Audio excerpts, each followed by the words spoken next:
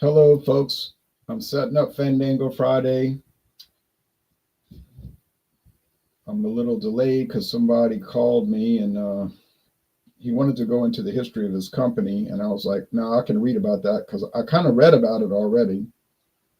I wasn't trying to be rude to him, but I just didn't have time to set up Fandango Friday. And I'll give you some information of why.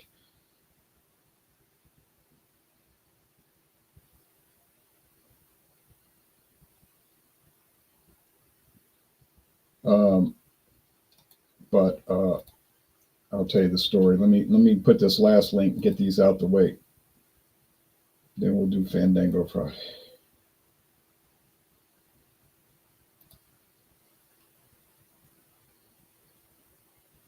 Okay, give the link to Beer Talk 2025. We should be ready to roll now. So, I went to the Bahamas. I did go to the Bahamas once. I went to Puerto Rico because I've been to all 50 states, and I figured, well, I may as well go to a couple of territories. Not that that means anything. It's not important. Oh, yeah, let me pour this, and then I'll tell you the story. So if I'm kind of out of it, you'll know why. Okay, so here's premium Canadian whiskey, exclusively on Winn-Dixie. I'm not seeing it listed on their website right now. That doesn't mean it was discontinued. It just means that when they don't have it in stock, they don't list it. It won't say out of stock. It just won't appear on their site. So I think that's the case because before I thought it was discontinued and then it showed up. Now I'm in Louisiana with Louisiana Whiskey Reviews, and Elbow 88 is in Florida. Good evening, Ron. Good to see you. Thank you. Good evening to you. So I'm going to pour this up and show y'all what it looks like, and then that way I can turn on my lamps and I won't be so kind of in the dark. So it's going to look caramel color, I think. After last night, I felt like drinking this whole bottle. I'll tell you that story in a little bit. So I'll put that over there. Just show y'all the label. It's gold with red and black trim, red, black, and white trim. Not too fancy. It's got a fleur-de-lis for France. 2 lines. I don't know who does these pen and ink drawings for Winn-Dixie. I guess they hired a commercial art studio and they did all the label designs and they sent them over to Wide World Importers, also known as Buffalo Trace and the Sazerac Company, and said, here's our label designs. They said, fine, we'll do it. Easy, you know how that works.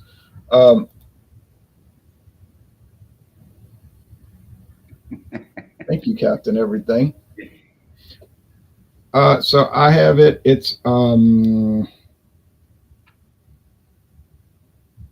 clear and it's caramel color because they're probably adding caramel color. If I get this thing to focus, I'd be doubly happy. These cameras have trouble when you do close up. They get a little confused. Oh well, you know what it looks like. Clear caramel. Canadian whiskey is allowed to have caramel color added, so it would be shocking if it did not have the caramel color. It wouldn't be shocking if it did. This thing was cheap. It was like $17.99 for this big handle. Might have been on the market since 1955 when Winn-Dixie was formed. I tend to doubt that, but they've been making it a long time because when I was a little kid, I can remember people in the family, adults obviously, buying this Winn-Dixie branded liquor for like a graduation party or getting together, watching a game party, you know, those kind of things where they didn't want to really buy anything too expensive. So they'd go to Winn-Dixie and get the whole lineup. Anyway, that's what I have, and I'll put it in the banners. And if we get a chance later, I'll tell y'all why I was a few seconds late and kind of tired out of it. How's my day going, Vargas Family Adventure? A lot better than it was earlier. All right. So let me put the banners with the correct information. So we got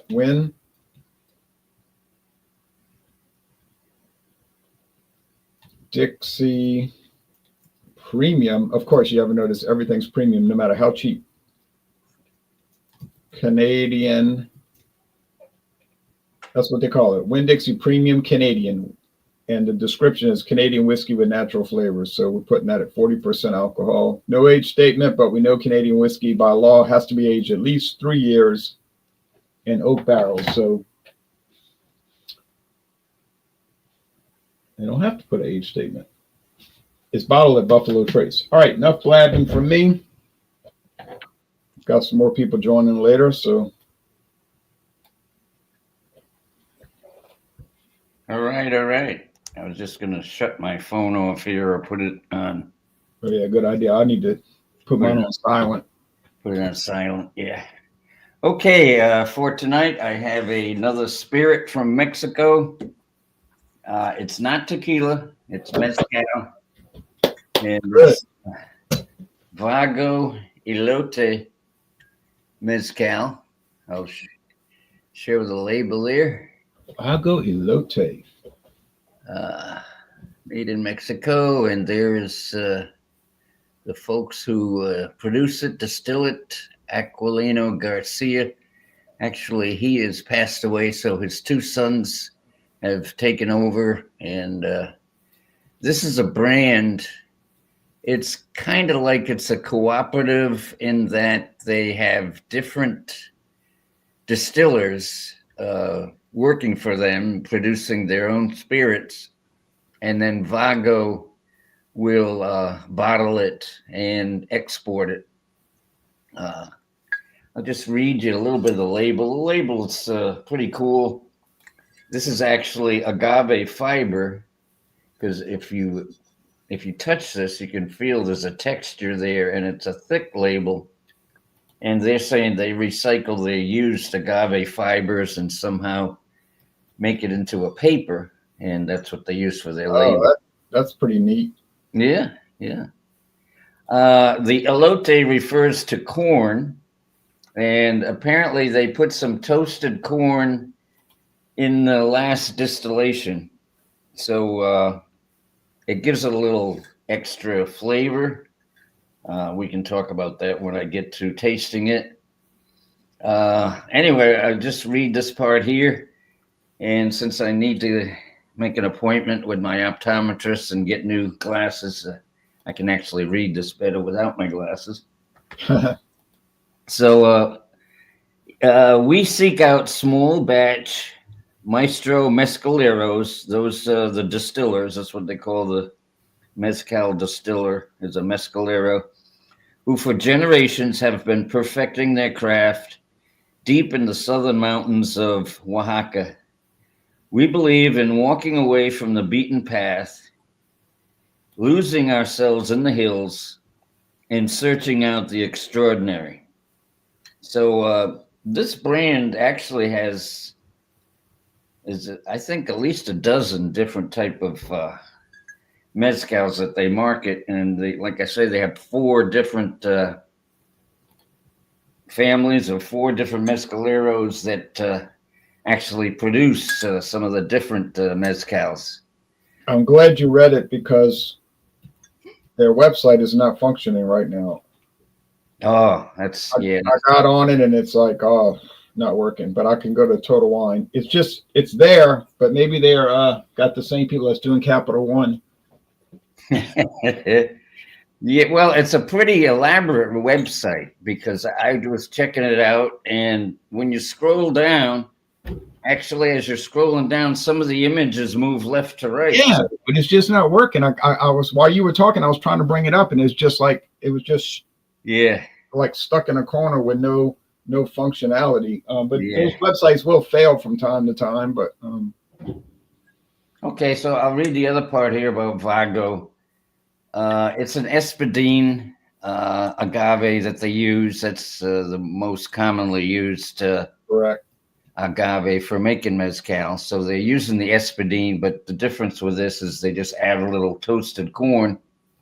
So it says, as corn and agave are the essence of rural Mexico, Elote celebrates the importance of both our heritage, culture, and daily life.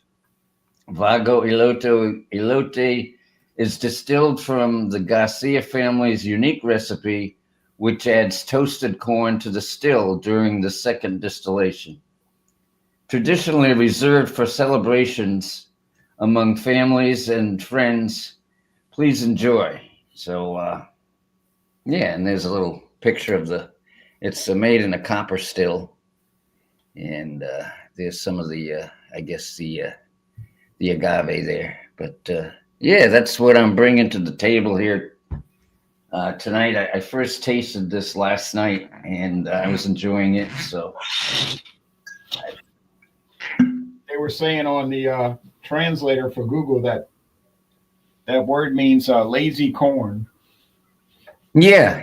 I also saw it translated as vago, or vague, or indistinct, or unclear. I also saw that lazy corn as well. But anyway, I'll tell you a little bit about the brand. It was launched in 2013. There was an American guy, Judah Cooper, and I guess he was a surfer, and he went down to Mexico to catch some good waves, and apparently he came up with an ear infection, and it was hurting him so bad he went to a local clinic there, and the nurse there that took care of him was somebody that he was attracted to, and he eventually married her. But anyway, it turns out her father was a mezcalero and made great mezcal. So I guess he figured, or maybe, he had the idea, this stuff is so good, let's see if we can bottle it and bring it out to, the rest of the world. So anyway. About 12 years ago. Yep. So he did that. He had another friend of his that was also involved, and I guess somehow they had investment, or they had some money to get it going. So that's how it got started back in 2013, and then 5 years later they partnered up with a company called Samson and Surrey. And they're a small group of liquor brands. They also sell Ocho tequila and some of the other brands, but there's a few, only a very few there. It's not like a big company like Sazerac or Pernod Ricard. I think they only had like 8 different brands at their website. But that's they got some partnership and money and whatnot, and they were able to increase production some. I think they added on to their Palenque, they call it, the distillery there. They built some new facilities that would allow them to increase their production. So anyway, in 2018, they had that partnership. And since then, I've seen this around a lot, this brand. It's funny, I couldn't get it at Total Wine. They don't carry it. But anyway, there was another liquor store here, Lucan's, that I went to, and they had it there. So I'll pour a little bit out. There's not much to see. It's just clear like water. Water. Yep. Yeah. So anyway. Elbow, you sound like one of the old men I knew when I was growing up in New Orleans. They pronounce everything like water. Yeah. Down by the river. Okay. Yeah. Okay. All right. We got some Sazerac Rye. Yes, sir. Bottled in New Orleans. Bottled in December 2024. We got the Sazerac label on it. Go to the Sazerac house, get this little metal. It says Sazerac on it. It's from the Sazerac house in New Orleans. Oh, okay. So you got it right at the source. Yes, sir. As a matter of fact, I saw Jay. I saw one of your fellow reviewers. I can't remember his name, but likes me. I know who he is. He does podcasts or video casts out of California, and he did this one the other day. Oh, Joe Senengaglia. Yeah, Joe did this one the other day, and he gave it a favorable score. And one of the things that he mentioned about this was the fact that this was coming at a very good budget price. Yeah, and it's only been on the market 19 years, but I think it replaced some older Sazerac Rye whiskeys that they don't make anymore. There was something called, it was similar to this, but it was probably younger, and it was just, they wanted to go to a more premier brand. So, yeah, and if I'm not mistaken, this is a 6-year-old, isn't it? the lady told me on the phone it's about 6 years old, but they don't give a definitive. Wow. Okay. Hey, And they can't go wrong with a 6-year-old or an about 6-year-old. They told me at Jack Daniel's distillery that the reason they don't put age statement on most of their products is you have to pay a tax if you put an age statement. And he said if they just avoid doing it, they don't have to pay the tax. Oh, that sounded like a crazy statement to make, but maybe he's right. Maybe that's what the about's all about. I mean, who knows? Yeah, you don't put it on the bottle. You just tell people what it is without officially stating. I'm trying to break this open. It has not been opened. Yeah, I'd be careful. It does have a plastic sealer on it. It'll come right off if you grab it where it's perforated. Well, I'm not seeing that. Pardon me for my poor vision. But I am trying to get this off the best I can, and it is off. Okay, here's the website. Sazerac is classic New Orleans whiskey company. As you can see, it's coming through at a beautiful color. It's got the old bottle shape with the extreme long neck on it, and this does have its trademark metal. Oh yeah, you can only get that. You won't see that at the grocery store, but at the Sazerac house, yeah. Yeah, you only get at the Sazerac House in New Orleans. So this is bottled and sold only at the Sazerac House in New Orleans. That version. Now they make a lot of it at Buffalo Trace, right. but we don't know what the percentage of rye is, but oh well. It's at least 51%. In a cork. Yep, cork. Does it have a cork? And the name and the whiskey actually comes from the cocktail. The whiskey was named after the cocktail, which is kind of funny.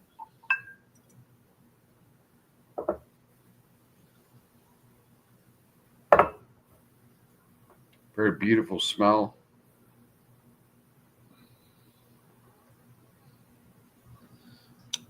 This is one of the ones that I always say, you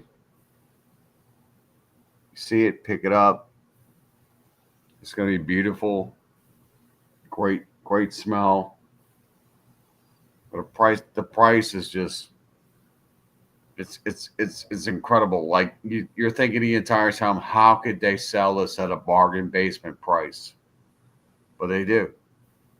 Yeah, some stores still have it for $18.99 on discount. If you're lucky, you'll find that. But I'm thinking this year you won't find it. Still might find it for $19.99. You may. I check those ads every week, and I know somebody had it for $19.99 recently. You're not gonna find an exclusive one like this. Oh well, no, of course. That's why they put that on there, so you'll pay a little more. Okay. Now, before we go to your review, I'm gonna let Elbow go back. Elbow, I'm gonna show you a few things that I found. Here's the Total Wine and More website. Oh, they got it listed there. Well, I didn't see it at my store here in Florida. yet, but it's saying it's only sold at well, the closest location is Baybrook, Texas. Triple distilled mezcal with a nose of smoky toasted corn and dry river stones. The body is sweet. Did you find that at your local store? You've Well, got Like ABC or something? Lucan's. yeah, it wasn't a Total Wine. It was another liquor store here in St. Petersburg area. And here's the Samson and Surrey website. Yeah. They've only got a few brands. I hadn't heard of these guys before today. Yeah, Widow Jane. I've heard of that Widow one. Jane. Huh. Widow Jane's a whiskey. Yeah. Yeah, they got tequila, mezcal, bourbon. Those, I don't know what those are at the top. Glen whiskey. Few Must be French. Few is fancy bourbon rye and malt, and Blue Coat is gin. Okay. Let's see if this will work if I click on through there. If I go through there. Okay, they're giving information. You got the Espadin. Yeah, the one that I have isn't there. It's the Elote, but it is an Oh, yeah. Espadin. Yeah, I got the lazy corn. But you see, those are different colors, and the colors represent each different mezcalero or each different distiller. So that's, you'll notice the names there. Tio Ray and Migdio Yarvin. So I have a question in regards to the colors of the distillers. Is this almost like an acquisition, kind of like what Macallan's did, where Macallan's was pulling in all the old family distillers and putting probably like a collaboration with people that couldn't afford to get it out there on their own. I don't think that's called a collaboration. I think it's called an acquisition, where they actually go in and buy out the family-owned ones. No, that's not the situation here. There was one guy, the Judah Cooper guy, that went down there and got it started, but he's in other parts of the website, he states that this is a partnership and that all the distillers are partners and they all benefit from it. It's not like they got bought out and they don't have any say. At least what he's saying, the head guy, he said it's kind of like a cooperative, only, I don't know, more of a partnership type of thing. So, but I know there's that issue of, gringos going to Mexico and taking advantage of these, native people that are making some great spirits and not compensating them correctly. But these people say they're right. Some folks just make stuff for the beauty of making it, Yeah. Right. And look at the. They're not looking to capitalize on it. Yeah, and look at the, well, maybe capitalize, but look at the terms they're using. Create long-lasting relationships between consumers, the trade, and the brands we proudly curate. Well, curate is like a museum. You're a curator. You show what the artist is selling. You're like a broker for the artist, right? A curator. Right. Yeah. So we all know what happens there is that the price of the product goes up. Yeah, but then if it wasn't curated, you may never see it. See. Anyway, it's interesting. The price they had there, $49.99. That's $10 more than I paid. Oh, really?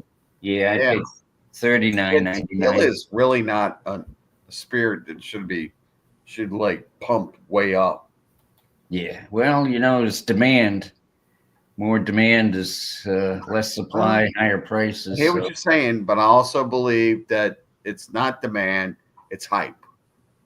Like Jay and I lived the whole craft beer thing, where it was, hype, run this down. And I just wonder if that's what's going on. Well, I think the hype created the demand, but then of course if it doesn't have a strong foundation, it won't, like you're saying, it won't last because then it started to. I think a lot of people would put their foot down. I mean, just like this fantastic product that I'm putting out tonight.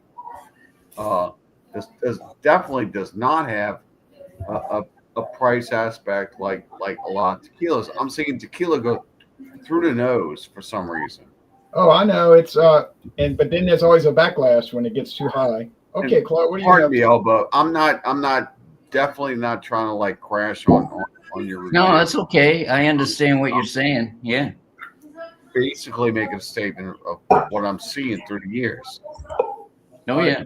Claude, what do you have tonight? I'm in. Had a little pregame. How you guys doing? Good. Good. I had a really nice dinner tonight. Harris Teeter had a sale on T-bone steaks, and I had a really nice. Oh, nothing like a real steak on a Friday night.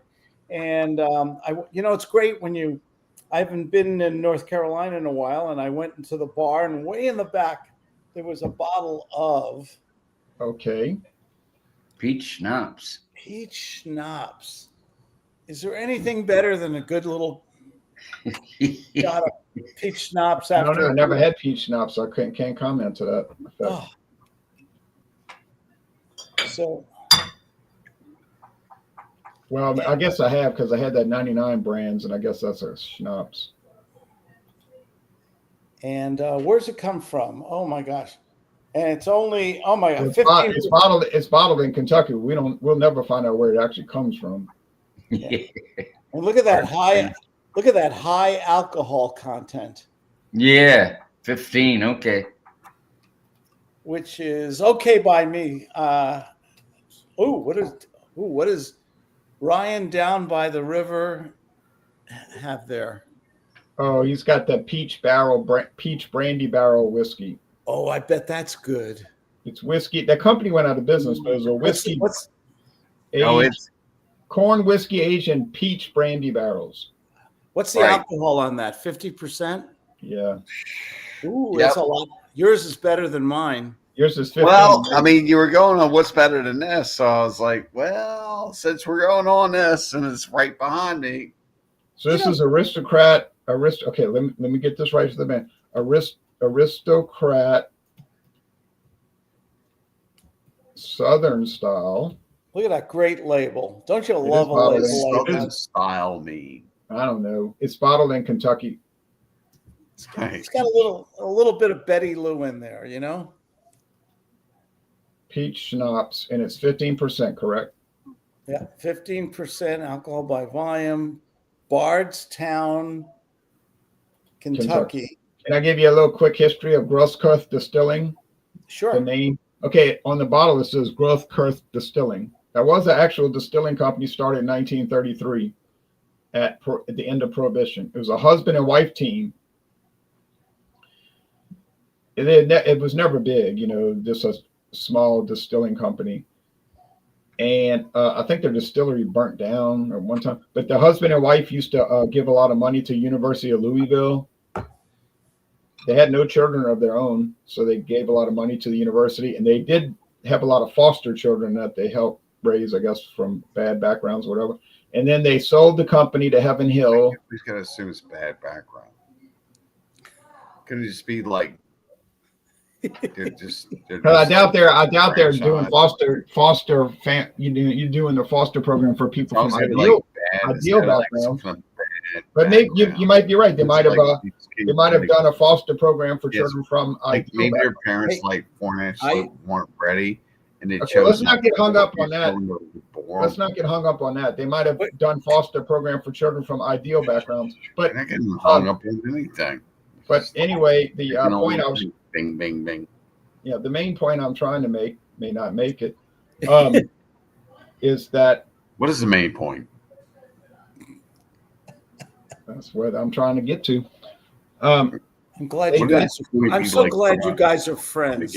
I'm so glad you guys are friends. So remember who's running the program. Showed See Kyle.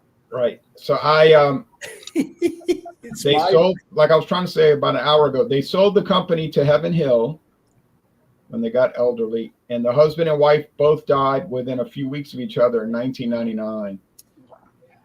Isn't it like so beautiful that happens? I mean, Yeah, think about it. They were very old. Husband and wife, they live forever. This happened to my great grandparents. Now here's the website. My great grandfather died, and everybody was boo-hoo. And then my great grandmother was so distraught. 2 weeks later, she died.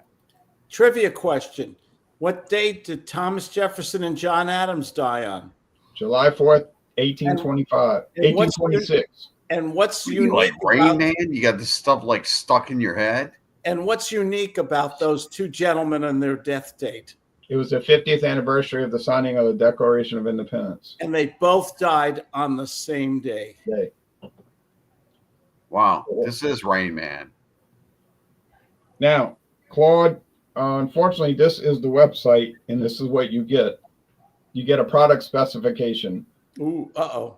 Aristocrat peach schnapps, 30 proof. You get a big handle, or you can get a liter bottle, which you bought.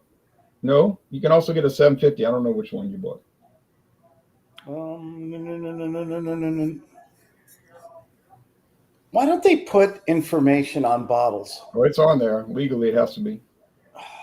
So is it like did they give like price aspect or just like this is simply for people that want to order it wholesale? They've got the UPC code, Universal Product. So this is you're in like a back website where you can go and say, okay, I'm a retail, I want to order this, or I'm a restaurant or a bar, I want to order all this. Right, because there's nothing else on their website about it. It's just a listing. So you get the big bottle, the mid-size bottle, and the 750, the standard bottle. So Claude obviously has the 750 of the liter. Yeah. I think it's 750. Absolutely. And you want me to give you a little? We're gonna get back to the review part now. Claude, you're not allowed to say anything. Only Jay. It's a democracy. Jay's good. Seek aisle. If it was that way, you wouldn't be alive right now. Okay. Seek aisle. No. So I'll give you a description of the premium Canadian, which may or may not be produced anymore. I get nervous when I see Winn-Dixie not listing a product. I'm thinking, has Aldi started making their moves? Not that I care if Winn-Dixie makes their own brand of liquor. That's it's not important. But it'd be kind of sad that they got rid of it after so many decades. I mean, some people do like it. So it's amber. Let's go with the aroma. Yeah, a little bit of ethanol, meaning corn, liquor, and a little touch of almonds. That's it. So I think that almond is coming from, like they say on the label, with natural flavor. That's not a remarkable statement because by law, Canadian whiskey is allowed to have natural flavor. And if you look at the government of Canada's website for the regulation, they don't tell you how much. All they just say is it has to be natural flavoring, no artificial. So it's up to you how loose or tight you want to be on it. So let's go with the taste. Cheers. All right. It's a stereotypical Sazerac Buffalo Trace inexpensive Canadian whiskey. And what I mean by that, it'll have your corn, liquor, whiskey. It'll have a little touch of spicy rye because they're using rye in it. Single malt barley, malted barley whiskey, maybe 1%. It's pretty simple. 1%? Did you say 1%? I'm being kind of sarcastic. Sam Hell, did you detect 1%? In other words, if you can detect it, you're a better taster than I am. Because I'm getting corn. You're dreaming it. Go ahead. Yeah, I'm getting corn. I'm getting rye. And like I say, if it's 1%, it's a dream. I'm getting a little bit of that almond note. Are they adding almond extract? Well, that is a natural flavor, so that would be allowed. It has to be aged 3 years in oak barrels. So, okay. Is that by law? Is that by law or is it by law? Company policy? No, by Canadian law. It has to be made from grains. It has to have the aroma and flavor generally associated with whiskey, whatever that's supposed to mean. Time out. You said this came from Sazerac or Buffalo Trace, so yeah, Wide World Importers. Not in Canada. Well, they have an operation in Canada called Sazerac Canada. They even own a distillery there. Do you know for a fact that this is produced by Sazerac Canada? I know that it's bottled by them in Kentucky. I don't know who produces it. So we're kind of speculating right now. Well, it's produced by Sazerac Canada. Right, but I don't know why. And therefore, we're going by Canadian. Okay, well, let's try to make some sense of this. Let's try to make some sense of this. I don't know who distills it, and I don't know who blends it. Therefore, we can't go by Canadian specs. Well, that's where you're wrong, because if it's coming from Canada, it has to follow the law of Canada. We don't know if it's coming from Canada based off of what you just said prior to this conversation. Be nice to Canada. It's going to be our 51st. I don't know if you're listening. It's going to be our 51st state. Absolutely. It's going to be our next acquisition. Okay, please work with me. I'm begging you. I will beg on the internet. Gulf of America. Gulf of America. Well, I'm trying, folks, and I had a hard day, so it says on the label, I'm trying to make it simple, Canadian whiskey.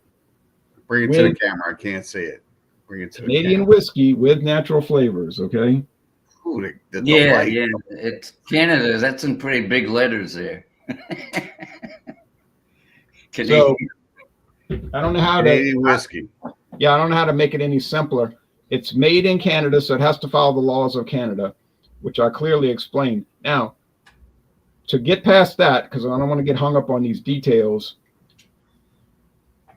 It's all about the details. I don't know what everything's about details. If you can't recognize the details, you're going to fail. You need to recognize. I don't know why Sazerac, if they own a distillery in Canada, would pay another distiller to make their product. That's my point. If you own a distillery that's been around in Montreal for over 100 years, why would you pay somebody to outsource it when you have it? That's my contention. Now, I can't prove it, but logically. My point is, by grilling you on this, is the fact that where does all this go? I mean, you talk about Canadian, you're talking about it's being Kentucky, it's going back and forth. Like, where do we really stop on this? I mean, I know you, and you're all about like purity laws with beers and all that. So, I mean, what's going on? Okay, let me try. I'll try again, but not a third time. So, not a third time. It's made in Canada, and I clearly said earlier, and you can go back and watch the video replay. Okay. I said it's bottled in Kentucky. Okay, so it's made in Canada and then bottled in Kentucky. Correct. So they take it upon themselves as saying, okay, well, it's cost effective for us to make it in Canada by our purity laws and then brought down to Kentucky to be bottled. I didn't say anything about purity laws. I didn't say anything about purity laws. I said Canadian. No. Regulations. Just kind of like things. Okay. So anyway, now I'm gonna go back to the review part that I was doing earlier, where I actually review the product. Okay, so trying to figure out what else is going. Anyway, I am too. I'm part of that. The body's medium. You got the almond flavor, and I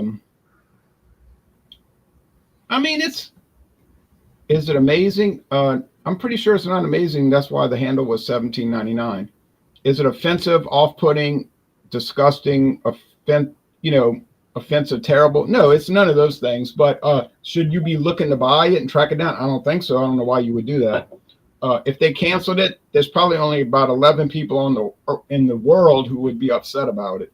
So whether they keep making it, I don't know what Aldi's going to do. Y'all could contact Aldi and ask them about all the details, and they could get back to you. But I think it's all right. It's not one of my favorite Canadian whiskeys by any stretch of the imagination. Am I going to finish the whole bottle? Sure. It tastes all right. I'll give it a B minus. I'll give it an 81, 8.1 out of 10. It's marginally good. How would you compare it to a Crown Royal? Garbage. Actually, I did a blind taste test, and it didn't stand a chance. Garbage. Now, if it was garbage, I'd give it a 6.1. So, but in the world of whiskey, 8.1 may as well be a 6.1 but people do buy it. It sells. It does sell, but now you got to look. Why did they sell it?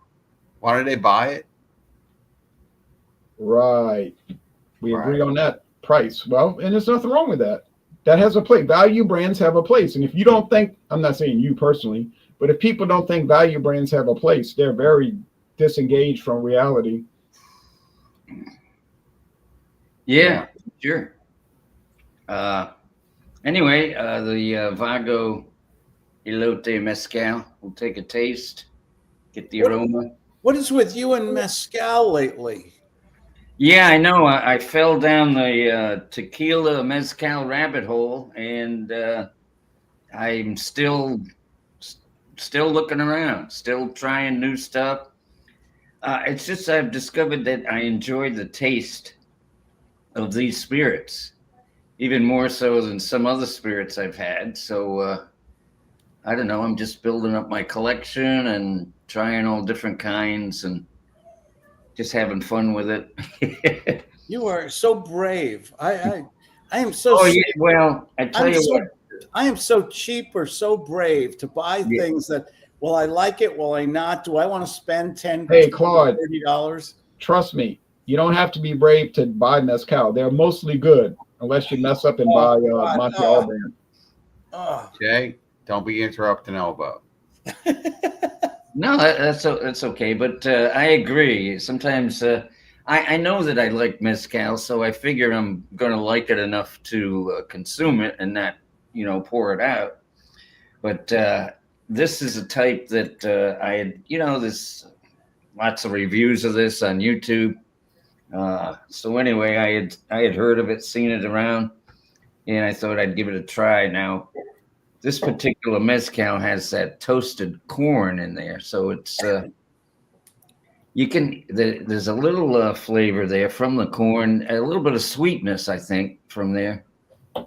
So, Elbow, is that like the GMO corn in the United States, or is that the maize from Mexico? I think it's a maize. There's something, some kind of a street vendor type of dish, which is corn on the cob, and it's toasted, I guess, and then they put some kind of cheese on it and other seasonings and whatnot. So I think it may have elote. Right. I saw that when they. I have another question. When I went to Mexico, I saw them grilling those things, and maybe that's what lazy corn. Hey, you got it, Elbow. Maybe the lazy corn means that they slow roast it. Yeah, there you go. So thank you, Jay. Yeah, in the background there's a little corn, ear of corn there. But now, what was David asking? I have another question. Okay. In regards to the Mexican maize, have you ever seen what it's almost like a fungus growing on it, or some kind of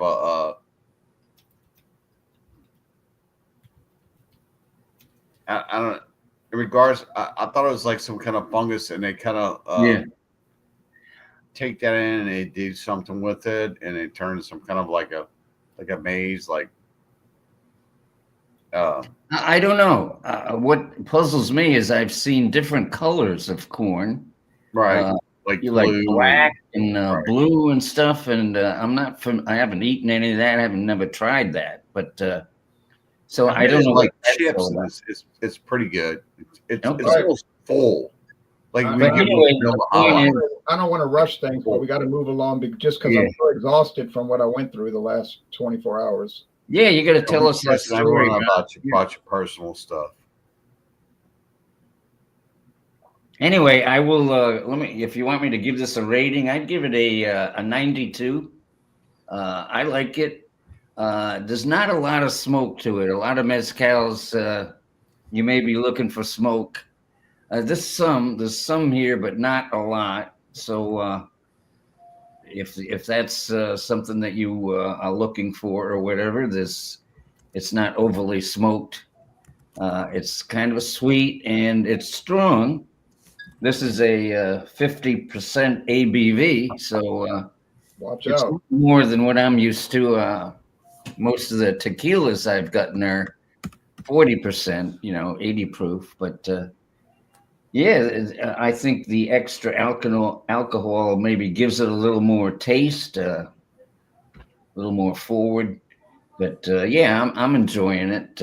I would recommend it, and like I said, that's why I gave it a 92.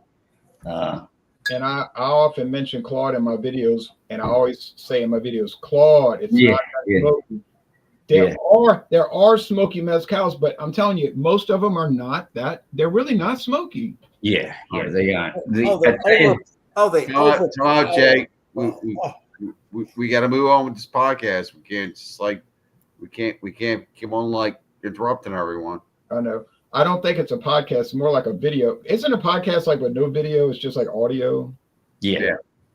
All right. Video cast. You're interrupting everyone. I don't think so. All right. Continue. Just go on with playing on what you say. All right. So tonight, kids, we're looking at Sazerac Rye. I got this at the Sazerac House in New Orleans. You see it. It has a special tag and this little thing here, right? This is a 90% alcohol, 90 proof. And on the notes, I'm getting sweet honey, rye, and just clean finish. If you look at it, it's amber, great alcohol legs, taste.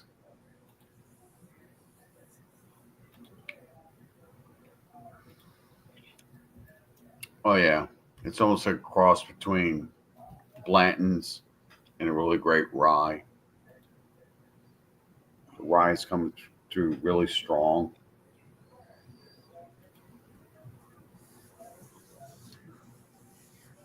It's fantastic. This could be cut with water to make it a little bit more palatable. But if you like that rough cut, you're gonna like this.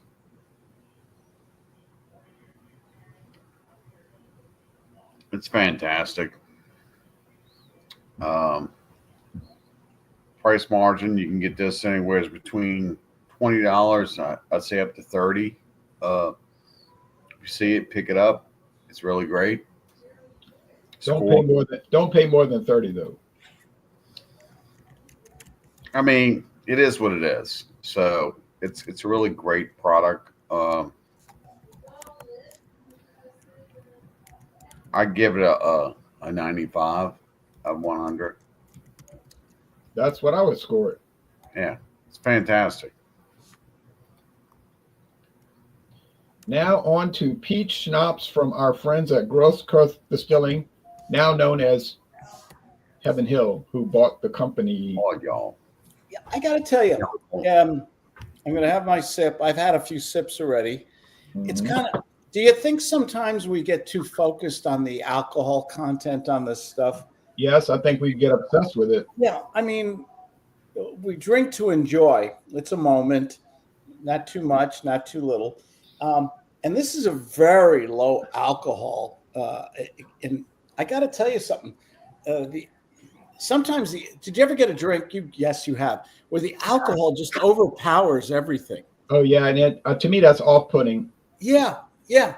And you want the flavor, the unique flavor of the mezcal, of the peach, of the grain, of the rye. You want that unique flavor. That's what it's all about. And and the alcohol, this is very low. I got to tell you something. It's very. If I gave you this in a blind taste test, you would just say this is delicious. It's like biting into a peach with a little bit of a kick, a little bit.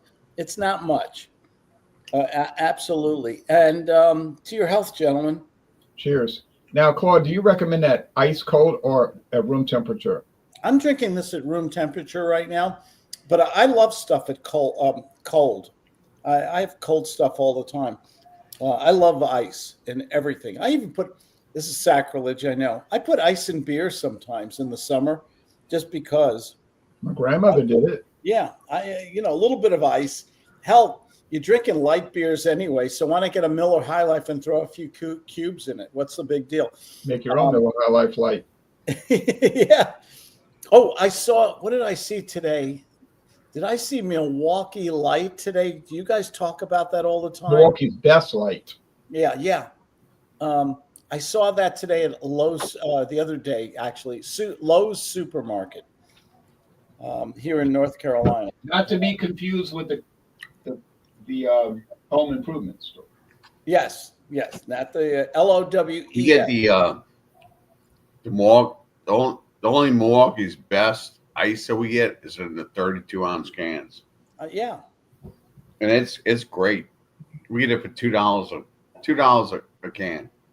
But I got to tell you something. This over ice cream or in a baked goods or just after dinner, it's very nice. It's not going to give you that too much alcohol. It's just a nice sipping little drink. It's very pleasant. It doesn't taste artificial at all. And as I recall, I didn't pay. I think I paid under $10 for this bottle, $8, $9, $10 something. It's not expensive, and it's very peachy. It has a nice natural flavor to it. It's delicious. I got this thing for $5. Yeah, it's not expensive at all. So I'm going to give it I'm going to give it a. Is it the best? Store. Is it the best after dinner drink I've ever had? Of course not, but it's very pleasant. It's very enjoyable. The price and the alcohol aside, I think anybody would be proud to serve this at a after dinner drink. I'll give it a 93. That's a fair score for such a good price. I'd like to try it, but I've never seen it. Yeah. And now I wonder if they make a northern style. And Elbow, if you like tequila, not that mezcal gargle stuff. Come on, you can try it. You drink it. Yeah, Altos. I've heard of that. This is Claude's asking for it. All right, I gotta tell you something. Yeah, I found this bottle. This is the Reposado. This is like in a blind test, you would think this is $100 tequila. It's that good. There's no tequila worth $100. Sorry. I agree completely. It's all marketing and BS. You're right. But this is in California, I can get this for $19.95, and in North Carolina, it's $28. And I got to tell you something. It's as good as any premium tequila. It's made by a small family, and it's smooth. It's got that subtle flavor to agave flavor to it. It's very smooth. It's got that slight sweetness in the back end. If you like tequila, get a bottle of this someday. Yeah. Right. Now, as far as and then we're going to tell the story before I get off, Elbow, and whoever else wants to. It's not going to take long. The actual story took a long time, but the retelling of it won't take long. As far as upcoming things, I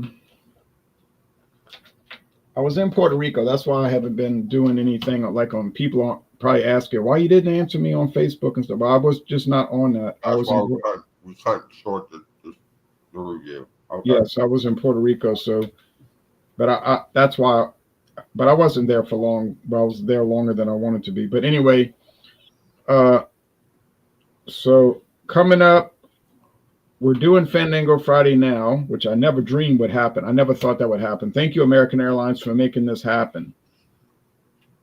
If you give me a partial refund, you're gonna really win some points. But give you a full refund. well, I don't think we're gonna see that happen. But Sunday, we're gonna do Super Sunday. Anything you want to bring, could be iced tea, milk, any kind of beverage. It doesn't have to be alcohol. Next Wednesday is any IPA brand you want to bring. Wednesday, the 22nd. Any IPA, I can dig that.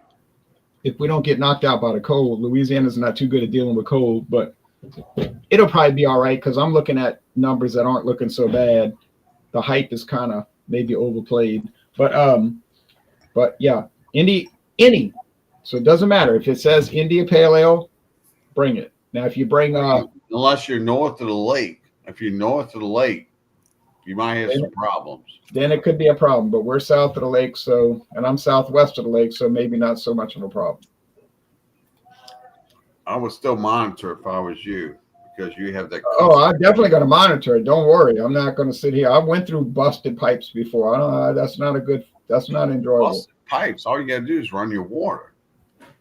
I know that's another story I don't want to get into. It's too long. Okay. Ooh. Gotcha. Bring it on. Oh, Lagunitas, that would be a perfect thing.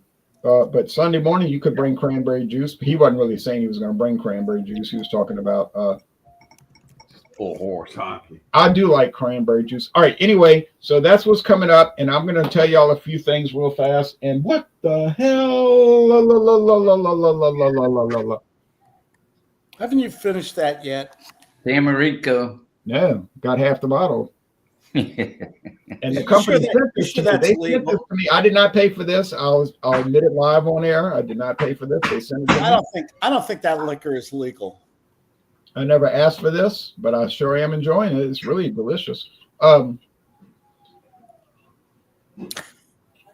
is. You could laugh, but it's good if you like a chamoy. All right. Here's one thing I did achieve in Puerto Rico. One thing I did is I was the last day, or as what I thought was the last day there, got tricked. But I said, I'm going to buy a rum. I may as well. So on Wednesday, the last night there, I bought a rum. And I said, I don't want to pay a lot. Let me just buy some common rum. So I found this one. I'll show it to y'all if you want to see. Anybody want to see? Yes. It's called the Ron Boricua. I went to high school with him. And it is one of the rums of Puerto Rico. This is an official government rum of Puerto Rico, which has to be aged at least 1 year in oak barrels. They can't just distill it and bottle it. It's got to be aged at least 1 year. There's some other strict requirements. Artisan white rum created with high quality ingredients for superior flavor. It contains notes of wood, I agree with that, and apricot, I don't know about that mix perfectly with any drink. I did try some. I did not buy a full-size bottle, but I bought a 200 milliliter glass bottle just to try it. And it was only $2.79, which I thought was fair for a sample, a third of a bottle, and I was very pleased with it. And I wasn't probably as good as Bacardi or anything else, right? I don't know about as good as Bacardi, but it was enjoyable. And I did make a video at the Hotel San Jorge, and I don't know what a boricua is, but I have a feeling it's something to do with that straw hat. And it's from a company called Sabor Boricua. And I enjoyed it. And this is some of the other rums of Puerto Rico that I'm showing. You have to sign up. If you want to be a rum of Puerto Rico, you have to sign up for it and agree to follow their protocol, which these have done. Did you drive by or go to the Bacardi plant? Okay. I actually did go to the Bacardi facility in Catania. Oh, David dropped off. He'll be back. His internet sometimes it wigs out. Oh, we lost Dave. He'll be back. His internet sometimes, his Wi-Fi will get kind of trouble making. Can I tell my one Puerto Rico story? in a minute. In a minute. No, 30 seconds. In Puerto Rico. No, I mean, in a minute, you can tell it. Very quickly. I'm going to forget. I'm in Puerto Rico. It's a business trip, and I'm picked up by my escort. I'm back. I'm escort, and we're going to the other side of the island, okay? And we're driving, and he goes to me, "See, Claude, you feel like a shot?" And I said, "Yeah, sure, why not?" We pull off on the side. You know, like we have little lemonade stands with the kids selling?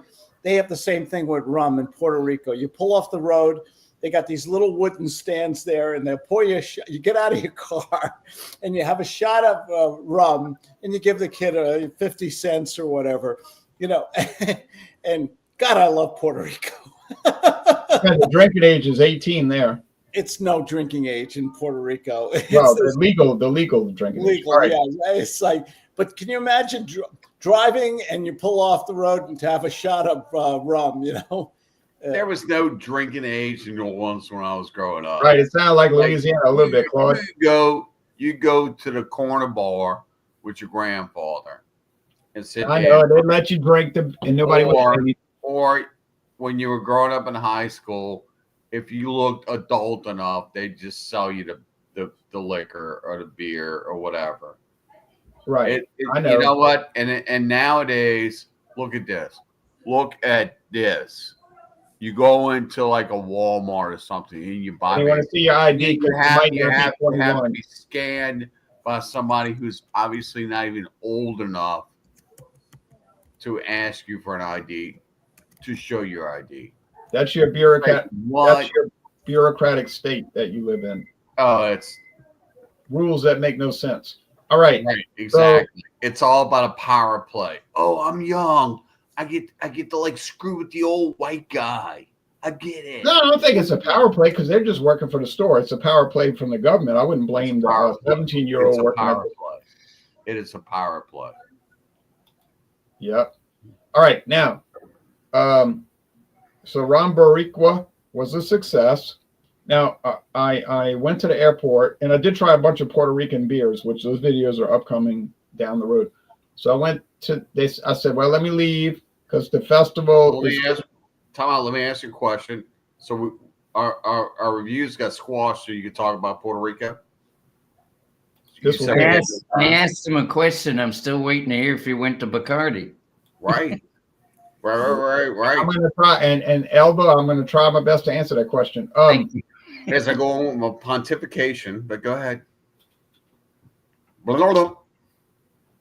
So anyway, I went to Bacardi. Just answer Elba's question first, and then you can answer mine. So I took a ferry to the Bacardi distillery. It's a different town. It's called Catania. Can't even answer a straight question. Go ahead. I'm trying to answer the first, but straight question. Well, it's going to happen. It just may not happen the way you like it to. But anyway, so I took the ferry to the other town, and then they had a Bacardi bus. We're in Gibraltar again. So I took the ferry to the other town, and then they had a Bacardi bus waiting, and they took me up to the distillery. So I went to the distillery, and I asked the girl. I said, "Well, when's the next tour?" And she said, "It's in 2 hours, and it's $40, and they don't let you see the factory. They just take you on a Bacardi experience." Where you get to, they show you around. Yeah, that's $40. That's a lot. That's too much, man. Yeah, $40, and they take you around the grounds in a little train that's pulled by like a golf cart. Yeah. And then you taste some Bacardi. Well, I could go to a grocery store and get Bacardi. Yeah. But I heard it's a big facility there, and it's huge. It's like a huge refinery, and I did get to see it. I saw it, and it was very impressive. That's the main thing, yeah. But to pay $40 to wait 2 hours, I would have had to wait 2 hours. I agree. I would pass on that too. I passed. So then the second part, real fast, is why I'm so exhausted, and I'm not really that exhausted, just like upset because I wanted to be back last night. So the flight was from Puerto Rico to Miami, leaving at 6 o'clock in the evening. Claude, you muted. You might want to. And so I got to the airport early because they always say get there early, which I did. I didn't get to see much of the festival. And then they said, okay, it's going to be a little bit delayed by 10 minutes. And then it was 30 minutes, 40 minutes, 50 minutes. Well, as it turns out, it went for hours and it got canceled because of the SpaceX rocket exploding. And oh wow! So we can't talk about our whiskeys or anything. So I had to sleep I had to sleep at the airport all night. We can't talk about our reviews, right? You can. Well, you rushed us through all the reviews. I didn't rush anybody. Oh, absolutely, 100%. You might want to go backwards in the time machine since this is recorded to actually see what you said earlier. No, I never rushed anybody. I never rushed anybody. Absolutely, 100% you did. I've never rushed 100%. anybody. I guarantee I've never rushed anybody in any video hangout I've ever done. Oh, yeah, you did. It's never happened. But anyway, so that's what happened. I had to sleep at the airport last night on the floor on a cardboard. All right. Y'all have a good night. Falsification. See Kyle.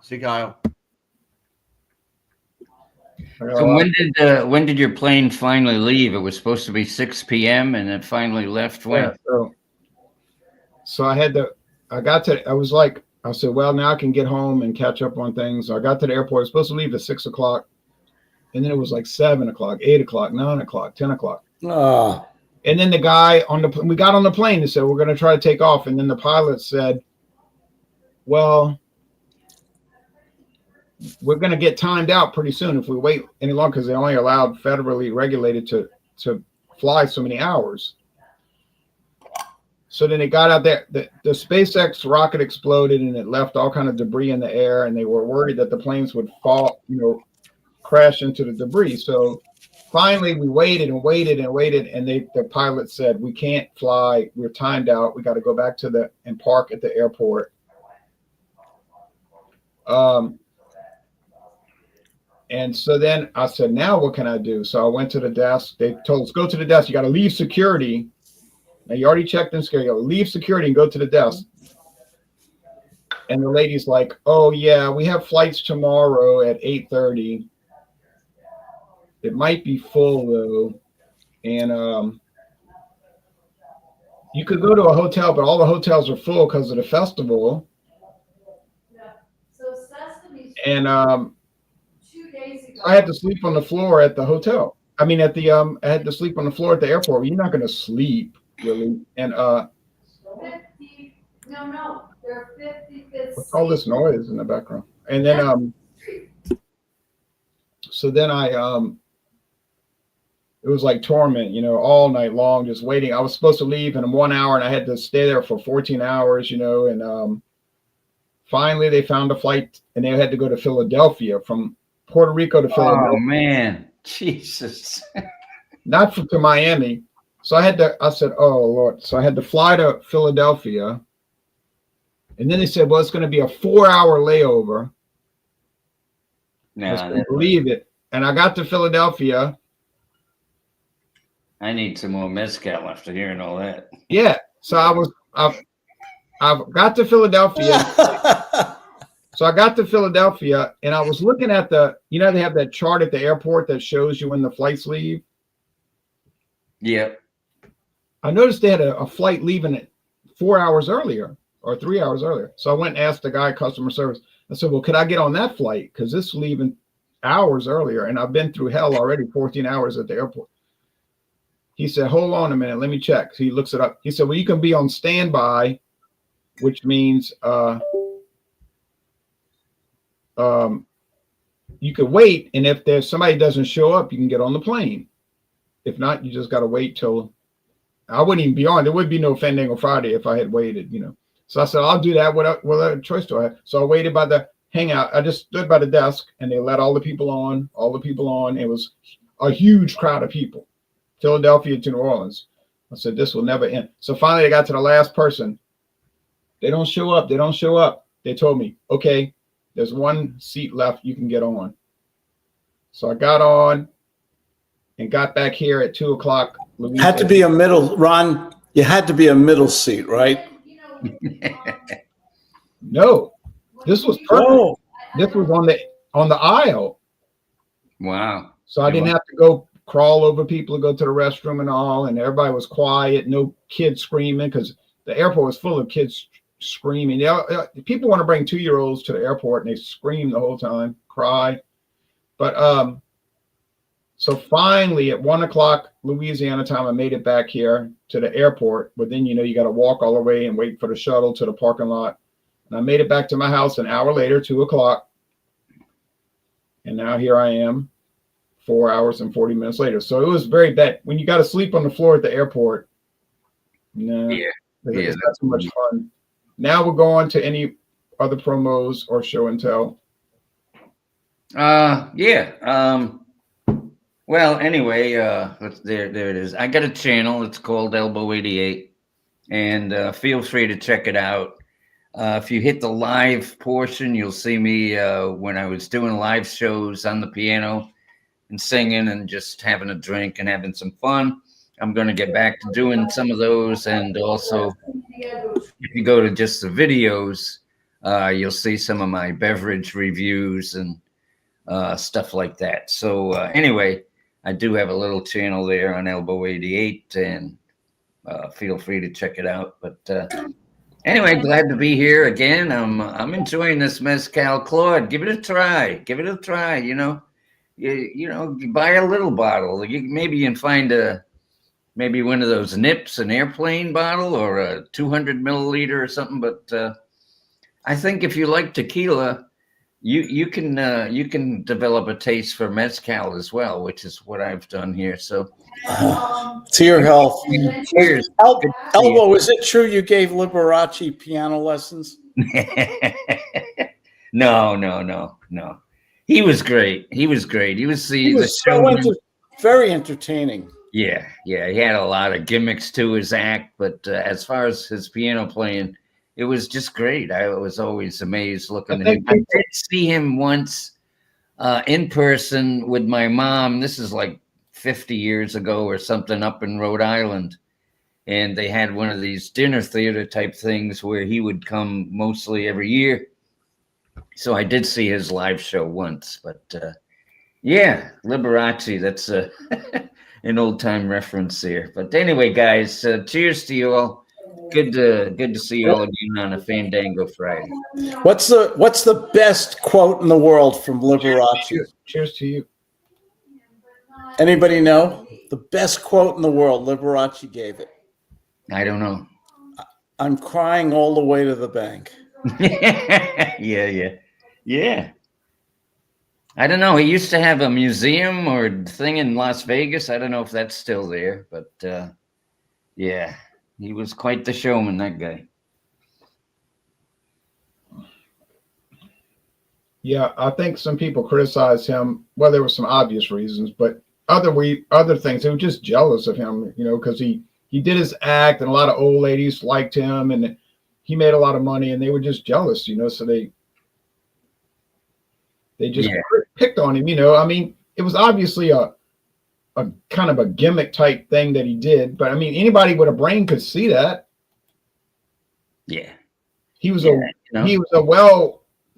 talented piano player. I mean, yeah, for sure.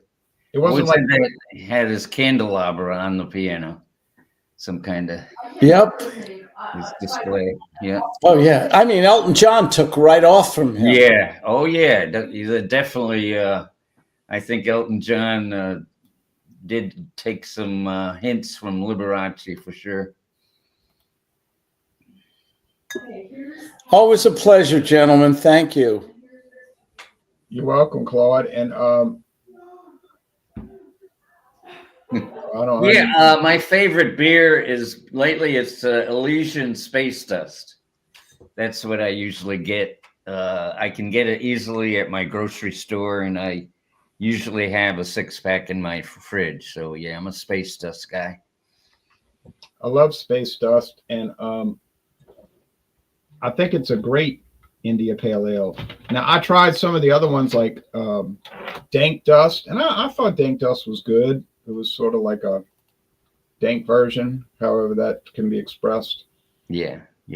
But Space Dust, yeah, you're right, Invasion. Space Dust, you got to watch it. You drink that like Miller High Life, you will. Yeah, that's right. It's 8.2%. Hey, Miller High Life is brilliant. Yeah. I have not been talking to William, and I don't know how he's feeling. William kind of. Have you heard from John? Have you heard from Jean Pierre? Is he doing okay? Is he still around? Haven't seen him. I saw him on a milk carton the other day. Jean Pierre said that he's been busy.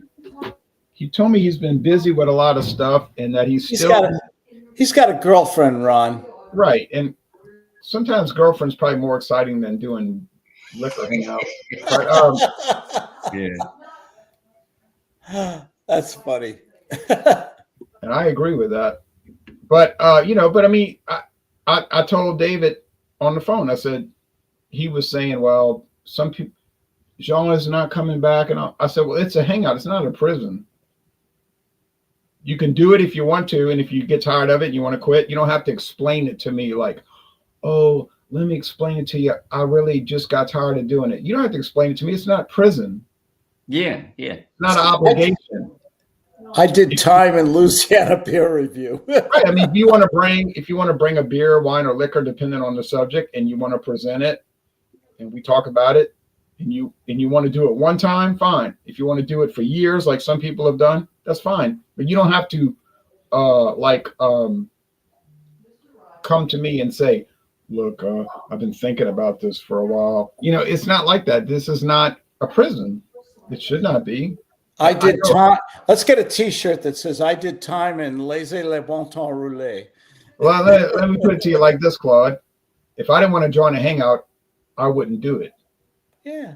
You know what I mean? I just wouldn't do it. I wouldn't do it. It wouldn't be animosity or anything. I just wouldn't do it. I would say, I would tell, and if they asked me, I'd say, well, I go to sleep pretty early. You guys start your hangouts. I know some guys start the hangouts at 11 o'clock at night. Now, if and you have videos going back to when you were, what, 16, 17 years old, right? I've been watching all these things. That peach schnapps is kind of... Yeah. 15% is...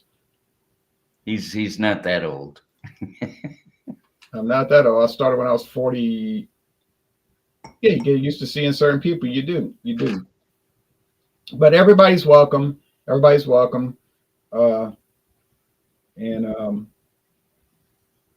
Like I told somebody, I said, I'll do it alone.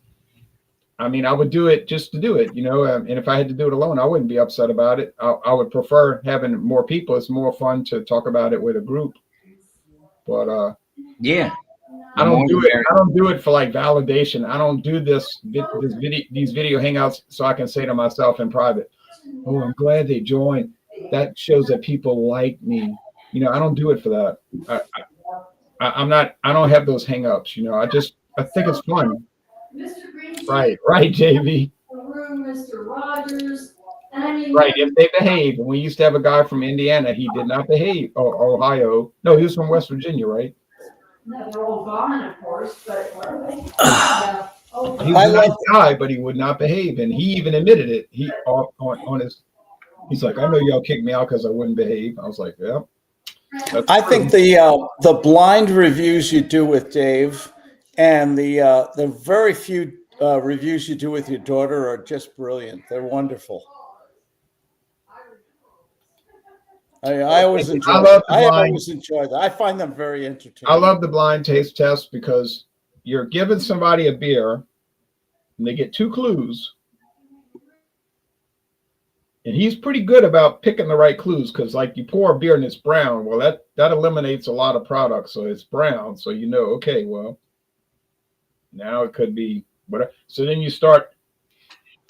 And sometimes you ask me clues and I'm like, you sure that's the clue you want to use? Because to me, I think the clue is not a good clue. So you'll notice in the video, I'll say, you sure you want to use that clue? I'm not trying to steer it a certain way. I'm just saying, if you ask what's the ABV, that's a really good clue because you want to know the ABV. That'll tip you off. If you say 4.7, it's probably Newcastle Brown Ale. Well, that's a good guess.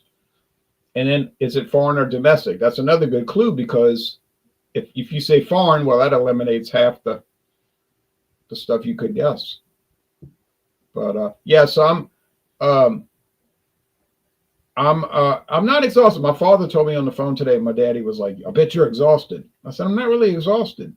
I said I was more aggravated than exhausted. I wasn't really like, "Oh, I'm so tired," because I was sleeping at the airport and on the plane, as miserable as that was. It was miserable, but travel war stories. it's just aggravating. Yeah, it's aggravating when you think you're going to be home at a certain time and then you find out you're at home a day later. That's not. And you have to get there by way of Philadelphia. That's just so weird to me. Yeah, most people don't think about taking a plane from Puerto Rico to New Orleans via Philadelphia. I have one quick travel story. I just traveled from San Diego to Charlotte, North Carolina, and had to get up at 4 a.m. to catch a 5 o'clock Uber. Great driver, 20 minutes to the airport. American Airlines, like you said, wonderful airline, nice seats, great people, on time. We land 23 minutes early. I've got a private car to pick us up, and it's about 2 hours from Charlotte to Pinehurst. And 1 hour down the road, the driver starts falling asleep. No, really? Oh, that happened to me, Claude. That happened to me, Claude. It was so terrifying. It's terrifying. It's the scariest thing in the world. You got a driver who's like, and you got to start talking. You want to relax and whatever. And you got a driver whose eyes start going like, huh?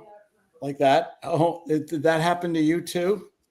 They won't have you. To me, in 2007, I wanted to buy a truck. It was stupid. I should have never bought the truck, but that's irrelevant to the story. Hello, Claudia. So I called. Muted there, Claude. I'll tell you this, and then we got to get off there. I'm going to lay down, man. I'm tired, man. Oh yeah, I used to do the album. But the guy was falling asleep while he's driving. Okay, well, I went to I called the place in Lafayette, Louisiana, which is 100 miles away, and I was talking about the Isuzu truck, and they were like, "Oh yeah, we have these Isuzu trucks. They're really cheap," and they were good. I never had any engine problems with that. So, but I said, well, one day I'll get my father to bring me over there. I live in a town I'm 100 miles away. I can't just go there and buy the truck. How's my car going to get home, And then the manager of the company said, well, we'll send somebody to get you. I said, you're going to send somebody to pick me up to buy a truck 100 miles away? Yeah. I said, okay. So then this guy comes and he's like, yeah, I'm here to pick you up to go get the truck. I'm like, okay. So when he's driving me back, and it's like Claude says, he's driving me to the dealership in Lafayette, Louisiana. He's doing this. Yeah, boomer. Oh. And I'm thinking, am I going to survive this trip to buy a truck that I don't need? Yeah, and that's and like Claude said, I never talk to the drivers. I really don't, but I did because to keep him awake. I knew this. I kept engaging him because I knew he was not in a good place. And it was scaring the heck out of me. Yeah, and the guy kept telling me, I'm all right. And I'm like, really? He's like, yeah. Oh, I'm all right. I'm like, yeah, we almost went off the highway. And then he kept rolling. He kept rolling the window down, the driver window down. And then he even told us, you're going to love this, guys. He even told us that he had done a trip for this company that he works for. And he crashed the friggin' car. But they still let him drive. Because he fell asleep. Oh my God. My God. The Louisiana State Police said that sleepy driving is as dangerous as drunk driving. No kidding. So I'm so glad to be able to be here in this room with you guys because I never. Do you know Elbow? No, I don't know Elbow. Hi, Elbow. I've heard about you though. I'm just. He knew Liberace. Oh, nice. He gave him lessons. Oh, cool. Yeah. I just wanted to share with Claude because This guy scared the crap out of us, and oh my god. So yeah, Yeah, I how would heard you you how would guys you feel if talking, you're on and an I just airplane? How would wanted you feel to if you were join on a in and just say that. So I'm going to leave you alone. Talk to you on next Wednesday. How would you feel? Oh, next Wednesday. Bye bye, Claudia. How would you feel if you were on American Airlines and the pilot said, "Look, I keep falling asleep tonight, but I'm going to try to make it across the Gulf of Mexico"? You wouldn't be too confident, would you? Yeah. All right. Well, thanks, guys, for joining. I guess David left. He's not coming back, but He'll be back. Yeah. probably so. He was But just anyway. having it was just a tough week, maybe. I think sometimes he has a few. I think he had some pregame going on. Yeah, he has a few too many, and it interferes with the proceedings, as we can call it. And that's, you got to watch it when you do too much pre-gaming, because it can wreck your narrative. Let's call it. All right. Well, how about those Broncos? Wait till next year. Oh yeah, they really did great for the first 10 minutes over there in Buffalo. Yeah. The first touchdown was nice, and then nothing else. I saw Sean Payton making that smirk on his face, and I said, "How long is that going to last?" Yeah. Didn't last very long. All right, you guys. Cheers. I'm gonna take off. All right, I'm going to get into bed. I'm so tired. All right. I'm gonna have more apple pie. See you guys later. Okay. Don't drink too much of that apple pie, Claude. All right, bye-bye, y'all. See ya. Take care now. Okay, Claude. Well, it's just me now, alone, all alone. All right. Well, thanks for watching the Fandango Friday of January 17th, 2025. And you take care too. And we plan to be back next week. Now, next week, I will do another Winn-Dixie. I don't know how. And the reason I'm doing this is twofold. I have too many of them, too much of it left. And secondly, I don't know how long Aldi's going to continue this. Aldi bought Winn-Dixie.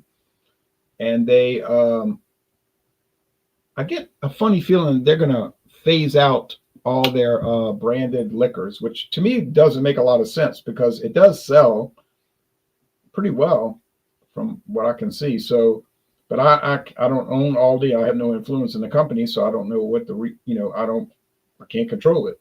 So I'll just do I did the Canadian, and then next Friday I plan to do the Scotch, because they don't have an Irish.